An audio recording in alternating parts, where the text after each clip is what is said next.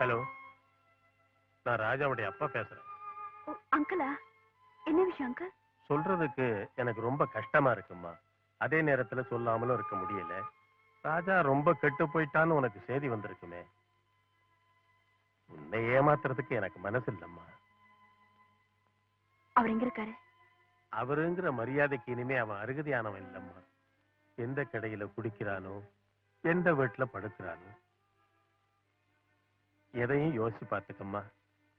என் புள்ள வாழணுங்கிறதுக்காக உன்னை படுகொழியில தள்ளினேன்னா நான் மனுஷனே இல்லை. தேவி, உன்னையே நீ கொடுக்கறதுக்கு முன்னாடி ராஜா எந்த நிலைமையில இருக்காங்கிறத பார்த்துக்கிட்டு ஒரு முடிவுக்கு வாமா.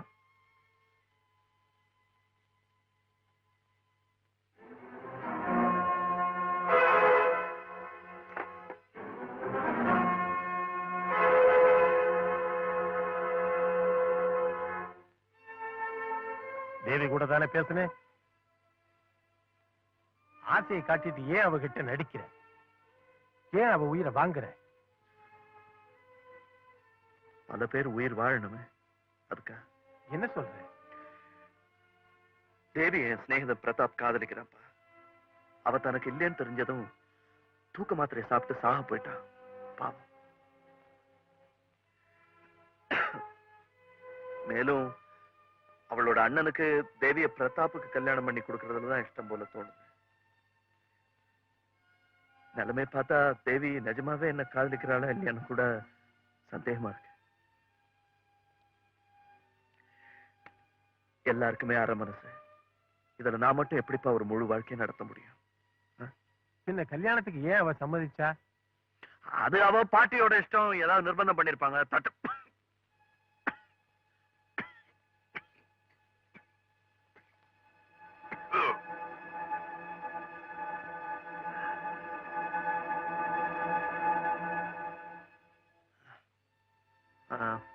என்ன சொன்ன? இப்ப நான் உங்களை மாதிரி குரலை மாத்தி பேசி நடிக்கலன்னா தேவியோட வாழ்க்கை மட்டும் இல்ல, என் நண்பனோட உயிரும் போயிடும். எல்லாரையும் எரிச்சிட்டு அந்த நெருப்புல உங்க புள்ள மட்டும் குளிர்காயிடுமாப்பா?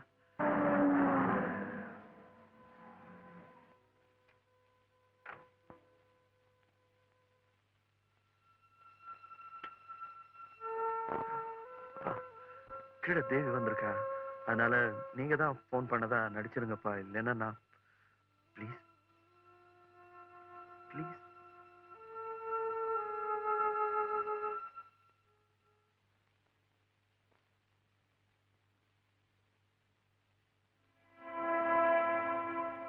அங்கிள், கொஞ்ச நேரத்துக்கு முன்னாடி நீங்க எனக்கு போன் பண்ணீங்களா? நிச்சயமா நீங்க தான் பேசுனீங்களா அங்கிள்? நான் தான்மா, நானே தான். உங்க குரல் மாதிரி தெரியலையே. மனசு நொந்து போனா குரல் மாறத்தானே செய்யும். பேரெடுக்க வேண்டிய பிள்ளை பேரை கெடுத்தான்னா பிறக்கிற அத்தனை பேரும் உலகத்துல புத்தனாக முடியுமா? பொறுமையாலத்தான் சில பேர் கெட்டு போகாம இருக்காங்க. வயசு வசதி இருந்தா கொஞ்ச நாள் ஆட்டம் போட தோணும். புத்தி வந்துட்டா ஆட்டம் தன்னால நின்னும் அங்கிள். திருந்திரவனாய் இருந்தா ஏமா இந்த நாடகம்? ஏன் இப்படி மாறிட்டான்? அதுதான் எனக்கும் புரியல அங்கிள். உங்களையும் சேர்த்து எத்தனையோ பேரு என்கிட்ட என்னென்னமோ சொல்லியிருக்காங்க. இருந்தாலும் ராஜா மேல எனக்கு நம்பிக்கை போல. எனக்காக இந்த பொய்ய சொல்லிடுங்கப்பா ப்ளீஸ் ப்ளீஸ். எனக்கு நம்பிக்கை போயிடுச்சு. எப்பவும் குடிக்கிறான், ஆடுறவங்க வீட்டுலதான் குடி இருக்கான்.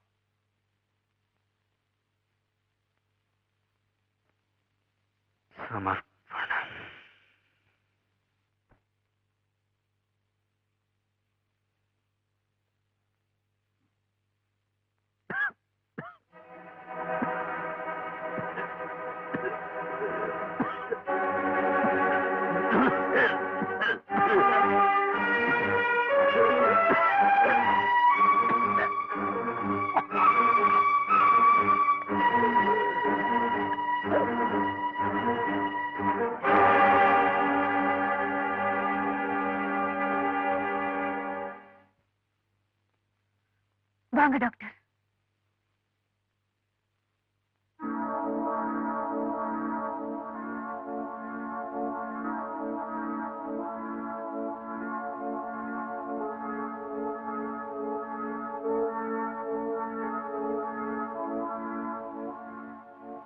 எப்படி இங்க வந்தான்? இவர் உங்களுக்கு முன்னாடியே தெரியுமா? நோயாளின்னு எனக்கு தெரியும், ஆனா இவனை பத்தி எனக்கு விவரம் தெரியாது. இவர் உடம்புக்கு என்ன டாக்டர்? கேன்சர். டாக்டர், ஆஸ்பத்திரி படுக்கையில் இருக்க வேண்டியவன் உங்க படுக்கையில் இருக்கான்னா ரொம்ப ஆச்சரியமா இருக்கு. இல்ல டாக்டர், இதுக்கு முன்னாடி இவர் இங்க வந்ததே இல்ல. முன்னொரு நாள் வந்து யாரோ ஒரு பொண்ணுக்காக ஆடணும்னு சொன்னாரு. அதுக்கப்புறம் இன்னைக்குதான் வந்தாரு. அவரோட ஆட சொன்னாரு, ஆடினேன். என்ன காரணம், எதுக்கு எனக்கு தெரியாது. ஆனா இவரை பத்தி என்னால தப்பாவே நினைக்க முடியல டாக்டர். இவரை பொறுத்த வரைக்கும் நான் வேஷம்தான் போடுறேன்.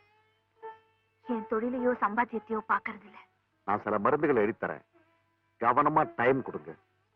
2 நாளைக்கு கம்ப்ளீட் ரெஸ்ட் தேவை. டாக்டர், இவர் உயிருக்கு ஐ எம் எக்ஸ்ட்ரீம்லி சாரி. இன்னும் கொஞ்ச நாள் தான்.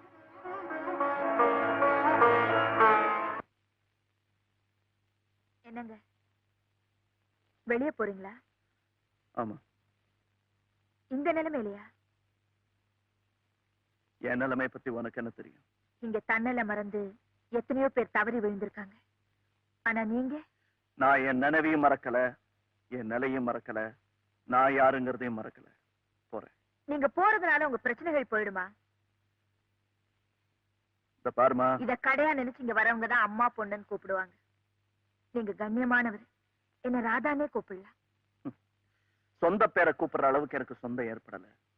அந்த உரிமையை எடுத்துக்கவும் நான் ஆசைப்படல. ஆசை உங்களுக்கு இல்லாம இருக்கலாம், ஆனா நீங்க என்ன ராதான்னு கூப்பிடணும். அதான் என் ஆசை. எந்த உரிமையில இப்படி அழுத்தமா கேக்குற? இங்க வரவனுங்க எல்லாம் பாவி, அதுல ஒரு புண்ணியவான பாக்குறனே, அதான் காரணம். எனக்கு உங்களை பத்தி எல்லா விஷயமும் தெரியும். என்ன தெரியும்? நீங்க சாவோட போராடிட்டு இருக்க மனுஷன். உனக்கு எப்படி யார் சொன்னாங்க? உங்களை டெஸ்ட் பண்ண டாக்டர். அப்படி எங்க வந்தாரு? நீங்க ரத்தம் கக்கி மயங்கி விழுந்தீங்க, அதனால வந்தார். நீ டாக்டர் வர சொன்னிய? ம். உனக்கு என்ன அவ்வளவு ஆக்குற? ஏன் இருக்க கூடாதா? நான் உடம்பத்தான் விக்கிறேன், மனசு இல்ல. நீங்க நிலத்தட மாதிரி விழுந்த போது டாக்டர் உங்களுக்கு கேன்சர்னு சொன்னார். இந்த நல்ல மனுஷனுக்கு இவ்வளவு பெரிய வியாதியான்னு துடிச்சு போயிட்டேன். தேங்க்யூ ராதா. ஆமா, நீங்க ஏன் இப்படி மாறிட்டீங்க? நம்ம போட்ட நாடகம் வேலை செய்யலையா? அந்த பொண்ணு உங்களை காதலிக்கலையா, இல்ல கல்யாணமே நடக்கலையா? விவரம் எல்லாம் கேட்காத ராதா, நான் வரேன். நீங்க போக கூடாது. நீங்க இங்கே இருந்து ரெஸ்ட் எடுக்கணும்னு டாக்டர் சொல்லியிருக்காரு. வெளியே போனா உயிருக்கு ஆபத்துன்னு சொன்னார? ஆமா. இங்கேயே தங்கிட்டா போற உயிர் தப்பிச்சிருந்தேன். பைத்தியக்காரி, இது கோர்ட்ல இருந்து வந்த வாரண்ட் இல்ல, நான் தப்பிக்க. மேல இருந்து வாடான்னு வாரண்ட் வந்திருக்கு. இதுல இருந்து தப்பிக்கவே முடியாது. இது சிங்கத்து வாயில தலையை கொடுத்து சர்க்கஸ் காட்டுற மாதிரி.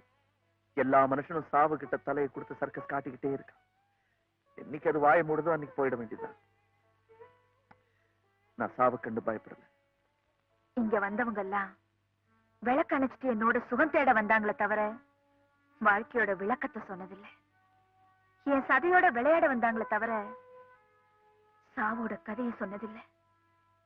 கதவு தட்டுற இந்த வீட்டுல மனசு தட்டுற தெய்வமா வந்திருக்கீங்க. இதோ பாருங்க, தயவு செஞ்சு இங்க இருந்து போகாதீங்க. இவ்வளவு ஆசை என் மேல வைக்காத ராதா. நான் போய்கிட்டே இருக்கேன், என்ன போக விடு. எங்கேயாவது போய் நிம்மதியா செத்து போயிடுறேன்.